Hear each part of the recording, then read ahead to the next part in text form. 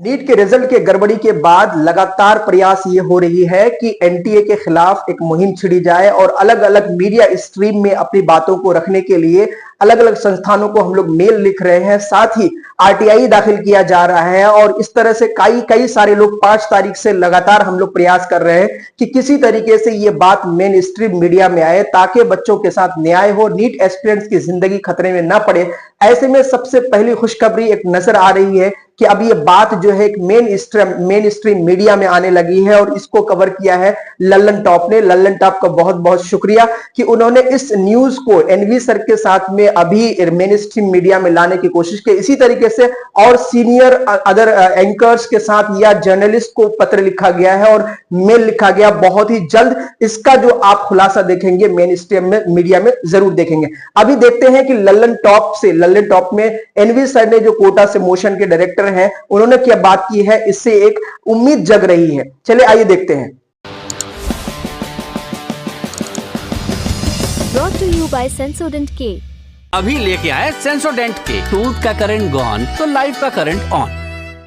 एक महत्वपूर्ण सूचना है। एक सूचना तो मैं आपको लगातार दे रहा हूं देश को नई सरकार के गठन से जुड़ी गतिविधियों के बारे में। 4 जून को सिर्फ एक नतीजा लोकतंत्र का नहीं आया, नीट का रिजल्ट भी आया है और पूरे देश से इसकी शिकायतें आ रही हैं। आई रिपीट, नीट का रिजल्ट आया और इसको लेके देश भर से शिकायतें आ रही, इसलिए फौरी तौर पे मैं पॉलिटिकल डिस्कशन रोक रहा हूं, हालांकि कुछ अपडेट बाकी हैं।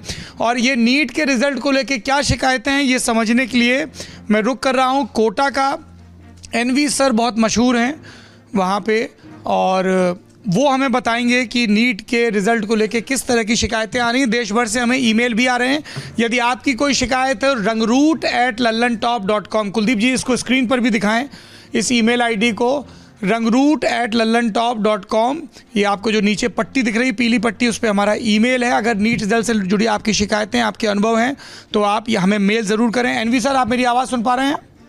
बिल्कुल सुन पा रहा हूँ सर, आशा करता हूं आप मेरी सुन पा रहे होंगे। जी बिल्कुल, नमस्कार, कैसे हैं आप? बहुत बढ़िया सर। सौरभ जी आप कैसे हैं? बताइए। मैं ठीक हूँ सर। नीट रिजल्ट को लेके क्या शिकायतें हैं?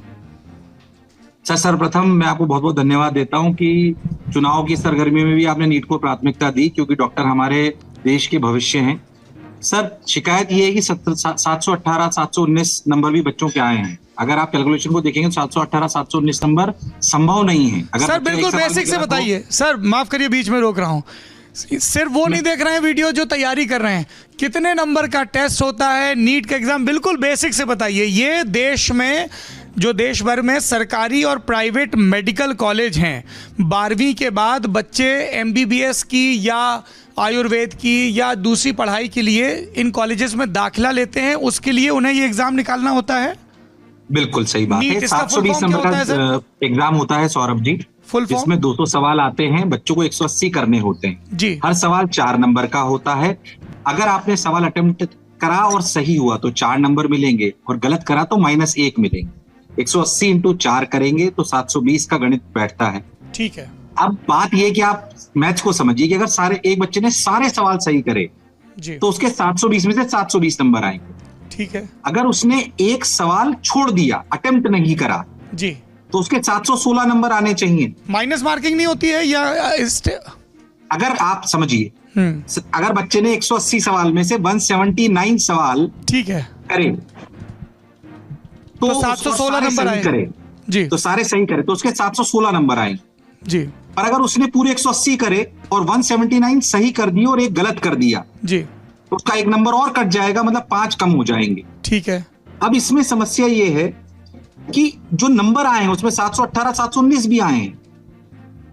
अब एनटीए का उसमें ये कहना है कि 718 719 हमने दिए क्योंकि कुछ बच्चों का सेंटर पे टाइम लॉस हो गया था, तो हमने उन्हें ग्रेस नंबर दिए। ये नेशनल टेस्टिंग एजेंसी का कहना है। ये नेशनल टेस्टिंग एजेंसी का नोटिफाइड कल जो है विज्ञप्ति आई है। पर ये नॉर्म है या पहली बार इस तरह का किया गया? मेरे संज्ञान में, मेरे को बहुत साल हो गए इस तरीके मैंने कुछ देखा नहीं था, पर ये पहली बार देखा। चलो इस बात को मान लेते हैं, पर उसकी कोई ये नहीं बताया गया कि कितने बच्चों को दिया गया, क्यों दिया गया, किस बेसिस पे दिया गया, ये कुछ नहीं बताया गया।